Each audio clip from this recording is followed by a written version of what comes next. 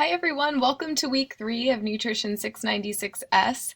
I have to say, I really love all the conversation going on, back and forth to me and back and forth on discussions. I think people have some really amazing ideas to share, based on your own experiences and based on just some of the things that I might not even know about. I love that Anthony mentioned never underestimate the power of a hashtag, which is something in terms of social media, given my age and place in the world, I'm not quite as up on as some of you guys probably are.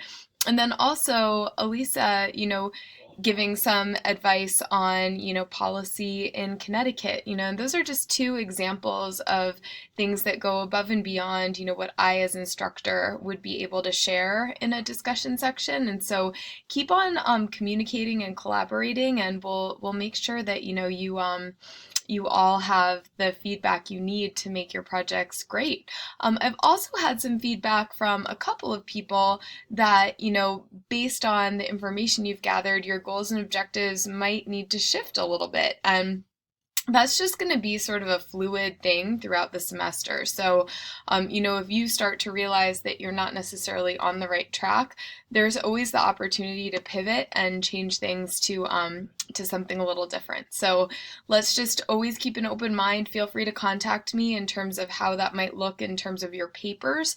But really, I would much rather see you shift your focus and do something that is meaningful and great for the population that you're going to work with, rather than just carrying out, some sort of action plan that you planned beforehand, because that's really what, community health and public health is all about. So I love the learning that's going on here. I love the collaboration that's going on here. Just continue to do this great work. Your goals and objectives are due 10 days from now on the 15th.